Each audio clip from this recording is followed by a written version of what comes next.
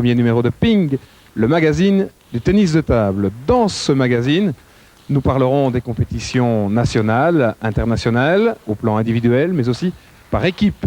Nous rencontrerons les meilleurs joueurs d'Europe, du monde, sans oublier pour autant les Belges, car s'il est incontestablement le meilleur, Jean-Michel Sèvres n'est pas le seul en Belgique à jouer au ping.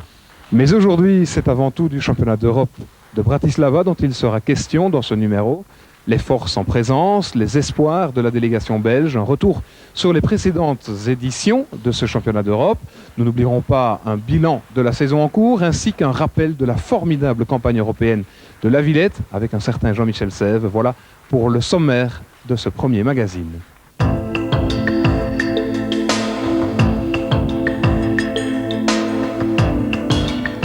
Le championnat d'Europe, c'est un peu la chasse gardée des Suédois. Sur le palmarès des 19 éditions précédant Bratislava, on retrouve 11 fois l'équipe suédoise sur la plus haute marche du podium, dont 6 fois consécutives entre 64 et 74, et 10 fois le nom d'un joueur suédois, dont 3 fois celui de ce joueur, Mikael Appelgren.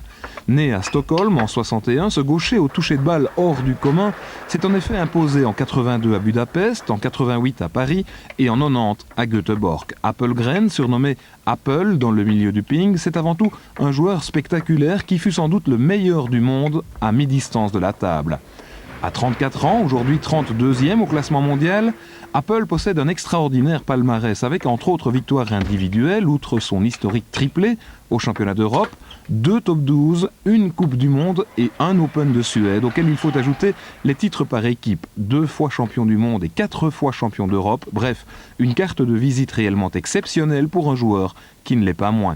Au fait, détail amusant, Apple défendra l'an prochain les couleurs d'un club allemand proche de Bonn, à Badonnev précisément, aux côtés d'un certain Jean-Michel Sèvres. À Bratislava, comme pour chaque grand rendez-vous, il y aura des favoris tant pour l'épreuve interpays que pour la compétition individuelle. Du côté des équipes, la Suède, une fois encore, sera l'équipe à battre, même si l'exploit est à la portée de la France, tenante du titre, de l'Allemagne, voire même de la Belgique. Au niveau du simple messieurs, les candidats réels sont en principe au nombre de 6. À la manière de Jules César, on pourrait dire de lui que de tous les prétendants au titre de champion d'Europe, il est le plus sérieux. Car si le palmarès de Jan Ove Waldner est réellement fabuleux, avec une médaille d'or olympique, un titre de champion du monde, 7 victoires au top 12 et d'innombrables succès aux 4 coins de la planète, il est pourtant un titre majeur que Waldner n'a jamais remporté, celui de champion d'Europe individuel. Finaliste en 82 face à Appelgren et en 94 contre Sèvres, Waldner ne cache pas depuis plusieurs années qu'il aimerait réellement combler cette lacune. Jan Ove Waldner, né à Stockholm le 3 octobre 65, on ne le présente plus aujourd'hui car tout le monde le connaît, surnommé Valdi dans le milieu du ping ou encore E.T., tant il est vrai que lorsqu'il joue à son meilleur niveau, il donne l'impression de faire joujou avec ses adversaires comme s'il était intouchable, là-haut, sur une planète différente de la nôtre. Car Waldner est avant tout un surdoué du tennis de table, capable de tout faire, souvent proche d'une perfection que personne avant lui n'a jamais côtoyée de si près. À la table, il semble ne pas bouger, mais son formidable sens de l'anticipation lui permet d'être présent sur chaque balle, aussi rapide et puissante soit-elle, et de la renvoyer d'un geste apparemment anodin, bien souvent hors de portée de son adversaire. Waldner, en fait, n'a qu'un seul défaut, celui de ne pas toujours commencer un tournoi avec le minimum de concentration requise, comme lors du dernier top 12 à Charleroi, où il a perdu son premier match avant de remporter tous les autres en exécutant notamment Roscoff, Yang Min et Gatien. Puis, en finale, faut-il le rappeler, Waldner s'est imposé 3-1 devant Sèvres, dont il est aussi le favori numéro 1. Si vous étiez un observateur neutre du tennis de table, quel serait votre favori pour Bratislava? Waldner. Je pense Waldner parce qu'il n'a pas encore gagné le championnat d'Europe, donc il sera très motivé comme il l'était à Birmingham. Il a fallu que je fasse un match extraordinaire en finale pour le battre. Quand on voit encore comment il a joué le top 12, bon, au début il n'a pas très bien joué, et puis quand il arrive dans les moments importants, il a très bien joué comme la finale contre moi. Maintenant il faut espérer qu'il commence les championnats d'Europe comme le top 12, donc pas trop bien, et là c'est par élimination directe, donc on peut espérer pas le retrouver très loin. Mais je pense qu'avec le palmarès qu'il a et les résultats qu'il a, la confiance qu'il a, je pense que c'est encore lui qui sera le gros favori des championnats d'Europe. En tant que champion en titre, mais aussi et peut-être surtout au vu du niveau de jeu affiché depuis le mois de janvier, Jean-Michel Sèvres figure évidemment parmi les vainqueurs potentiels de cet Euro. En 94, il est vrai que c'est un véritable état de grâce qui lui a permis de tout emporter sur son passage, ou presque, et de tels résultats ne se reproduiront sans doute jamais. Il est d'ailleurs le premier à le reconnaître. Mais depuis le début de cette année 96, et plus précisément depuis le match entre La Villette et Düsseldorf, Jean-Mi a retrouvé une confiance que d'aucuns s'étaient évertués à lui faire perdre contre Roscoff, et plus encore contre Samsonov. Sèvres a prouvé aux sceptiques qu'il n'était pas sur le déclin, une preuve renforcée encore par un excellent top 12 au cours duquel il s'est même montré impressionnant avant de retrouver la première place du classement mondial grâce à sa victoire à l'Open du Qatar. Sa première grande finale, Jean-Michel Sèvres l'a perdue. C'était à Stuttgart il y a 4 ans et c'est Jörg Roscoff qui a décroché la médaille d'or, salué par un public en délire. Né à Münster le 22 mai 69, Roscoff appartient à la même génération que Sèvres, Gatien ou Primorac. Il est gaucher, possède un revers redoutable. Son jeu est plutôt basé sur la puissance que la finesse. Il fait même parfois penser à un robot. Mais il ne manque ni de subtilité ni de lucidité lorsque le besoin s'en fait vraiment sentir. Cette année, il livre une excellente saison, peut-être la meilleure de sa carrière. Il ne faudrait pas s'étonner de le retrouver sur le podium de Bratislava. Habitué des podiums, tant au plan mondial qu'européen, mais rarement sous la plus haute marche, Zoran Primorac, que l'on ne doit plus présenter en Belgique, possède lui aussi quelques atouts à faire valoir à Bratislava. Joueur complet mais sans réel coup fort, Zoran est capable de battre tout le monde, mais il lui arrive aussi de se faire surprendre par des joueurs nettement moins bien classés que lui. Son moral est l'une des clés essentielles de son jeu, et précisément les ennuis qu'il connaît actuellement avec sa fédération qui veut l'empêcher de prendre part à cet Euro lui joueront peut-être un vilain tour s'il parvient malgré tout à s'aligner, ce qui est à souhaiter. Pour Jean-Philippe Gatien, né à Alès le 16 octobre 68, cette saison est sans doute la plus mauvaise de sa carrière. Une mononucléose en est la principale cause, et si l'on accepte une victoire avec l'équipe de France à la Coupe d'Europe des Nations en janvier dernier, les résultats de ce gaucher surnommé Filou n'ont pas été brillants depuis le mois de septembre. Demi-finaliste du top 12, Gatien a toutefois prouvé à ceux qui en doutaient encore, à l'occasion du dernier match entre La Villette et Levallois, qu'il était un vrai champion. Un match superbe contre Sèvres, histoire de nous rappeler ses points forts. Un revers tranchant, une vitesse de déplacement hors du commun, une très grande intelligence du jeu et un mental irréprochable. À Bratislava, Gatien pourrait parfaitement signer son retour au premier plan de la scène par un titre de champion d'Europe. Depuis le 17 avril dernier, Vladimir Samsonov a 20 ans, le même âge qu'un certain Jürgen Persson lorsqu'il devint champion d'Europe, c'était à Prague, en 86. Excellent au service, capable de démarrer en revers comme en coup droit, presque parfait dans le jeu court et en flip, Vladimir possède en outre une étonnante maturité pour un joueur de 20 ans à peine. Sa victoire contre Waldner en finale de l'Open de Suède constitue indéniablement un fameux indice. Samsonov appartient à la race des grands joueurs et s'il ne s'impose pas à Bratislava, il le fera forcément tôt ou tard. Ses adversaires le savent, mais ils n'ont pas envie, pas encore, de lui céder gentiment le relais.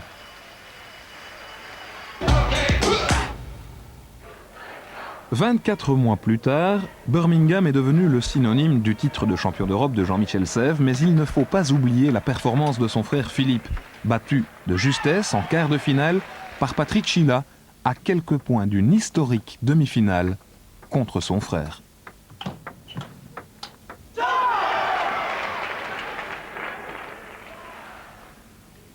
Jean-Michel, à Birmingham, c'est l'histoire d'un rêve. Un parcours plutôt difficile pour arriver en finale où il retrouve Jan-Ove Waldner 2 mois après l'inoubliable top 12 d'Arezzo. Et tout comme en Toscane, le rêve devient réalité. Des coups plus incroyables les uns que les autres, Waldner est littéralement étouffé. Ce lundi 4 avril 1994, Jean-Michel Sèvres devient champion d'Europe.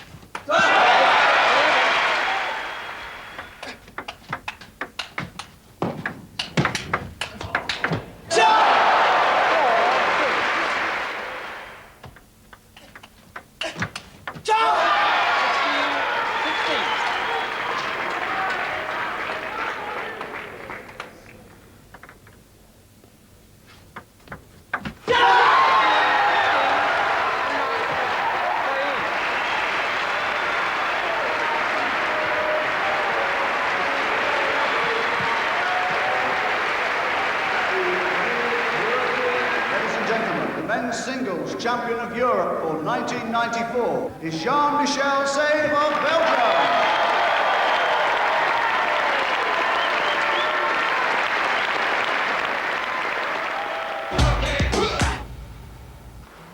Une interview de Jean-Michel Sève, ce n'est pas vraiment étonnant dans une émission consacrée au tennis de table. Mais pour le premier numéro de Ping, Jean-Mi renvoie toutes les balles, dont certaines pleines d'effets.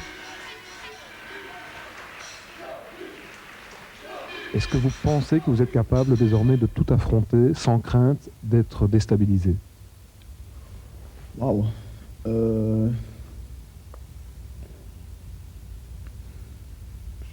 Non, je ne pense pas. Enfin, je ne pense pas, je ne sais pas. C'est une question assez difficile. Je pense que c'est vrai que derrière moi, j'ai déjà beaucoup d'expérience, beaucoup de joie, beaucoup de déception. C'est vrai que j'ai été assez surpris du passage de la première à la troisième place, mais pas au niveau sportif, mais des répercussions médiatiques que ça avait et comment j'ai été jugé et critiqué à ce moment-là. Surtout que bon, dans cette période-là, je suis resté quand même le premier joueur en Europe, donc il n'y avait rien de catastrophique, d'alarmant, c'était pas du tout la fin des haricots. Donc je suppose qu'à l'avenir, quand je serai un petit peu plus vieux, ou peut-être rapidement, si je fais un mauvais championnat d'Europe ou un mauvais Jeux Olympiques, donc ça veut dire que là la critique sera très très sévère et que ce sera certainement beaucoup plus méchant que ça ne l'a été maintenant. Finalement, je crois que humainement, avec un petit peu de recul, je pense que ça a été une très bonne chose. Maintenant, c'est sûr que c'était pas facile à vivre. Je pense qu'il y aura d'autres moments qui seront certainement encore plus difficiles à vivre. Mais bon, je dis ça parce que je suis intégré à fond et que je crois en ce que je fais et que c'est une véritable passion et que je prends les choses à cœur et je pense que c'est pour ça aussi que j'ai eu des résultats. Maintenant, il est clair que de se faire critiquer dans la presse, c'est quand même moins grave que d'être malade ou d'avoir un genou pété ou que de perdre quelqu'un de proche de soi. Donc, il faut essayer de prendre un peu du recul par rapport aux choses. Mais comme je prends les choses à cœur, c'est vrai que ça m'a touché et que ça me touchera quand ce sera plus fort. Mais je sais maintenant que ce sera plus fort et je sais probablement d'où ça viendra, quoi. Alors maintenant, petit exercice le plus compliqué. Connaissez-vous le palmarès et jusqu'où connaissez-vous le palmarès du championnat d'Europe? Oh, du champion d'Europe individuel, sans problème jusqu'à 72. 68, je sais bien que c'est sur Bec. 70, j'ai un trou. Allez, je vais dire Kjell Johansson ou Alzer, je sais pas. 72, c'était Land Bengtsson. 74, Orlowski. 76, Secrétin. 78, Gergely. 80, Hilton. 82, Appelgren. 84, Ulf Bengtsson. 86, Jorgen Persson. 88, Appelgren. 90, Appelgren. 92, Roscoff. 94, Sève. Allez, en 70, c'était un Suédois. Alzer ou Johansson. Alzer. Ouais. En 68, Sur Bec. il joue toujours. Ouais. En 66 et 64, c'est deux fois le même. Kjell Johansson alors. Ouais. En 62, c'est de nouveau quelqu'un qui l'a gagné plus tard. De nouveau un Suédois. Alzer. Alzer. Et les deux premiers en 58 et 60, c'est un Hongrois. Berzik. Absolument. Ah bah voilà, ça va alors. L'examen de passage est réussi.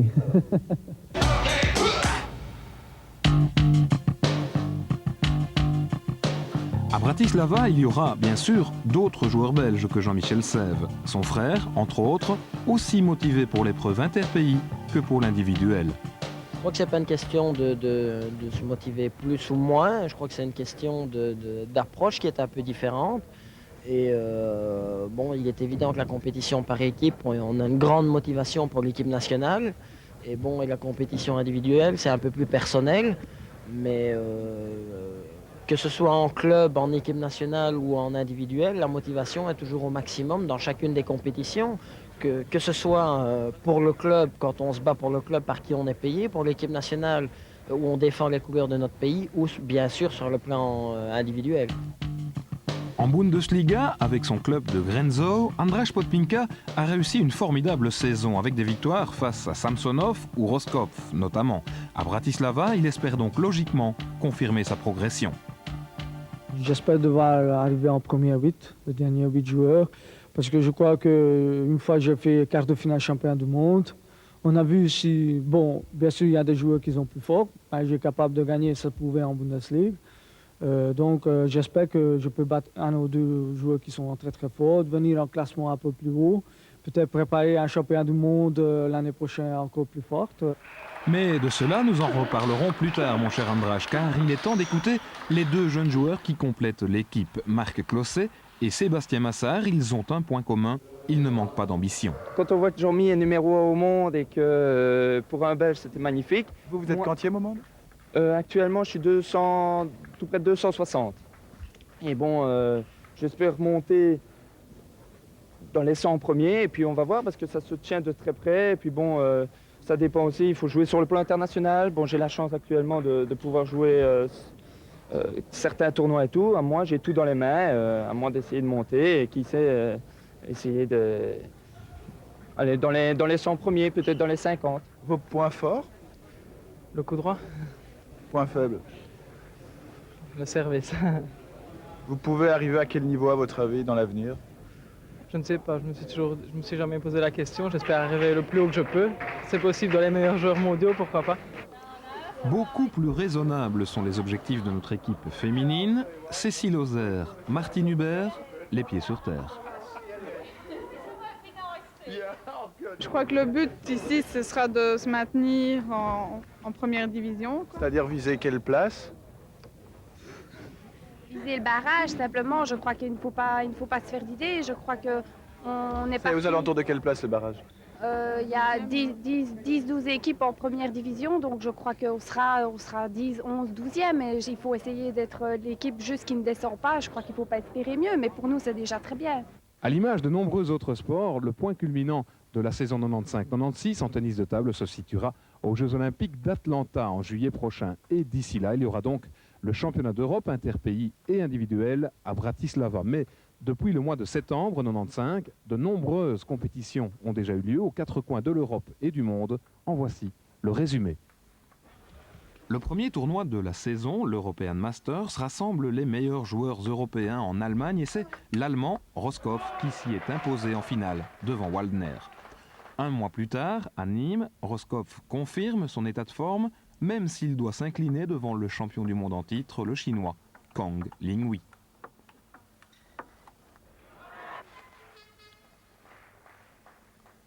Fin novembre, à Villeurbanne, c'est encore un Chinois qui s'illustre. Ma Wenge perd le premier set contre Sèvres, mais remporte les trois suivants. C'est la confirmation du retour asiatique au premier plan de la scène mondiale. À Stockholm, début décembre, c'est l'avènement d'un jeune prodige. Vladimir Samsonov remporte face à Waldner sa première grande compétition. Ce ne sera certainement pas sa dernière. À Charleroi, début février, Jean-Michel Sèvres impressionne les observateurs, mais en finale, c'est un super Waldner qui s'impose pour la 7e fois au top 12. 3 semaines plus tard, au Qatar, Sèvres dispute sa 3e finale de la saison et sa victoire contre un étonnant Grouba lui permet de reprendre la première place du classement mondial.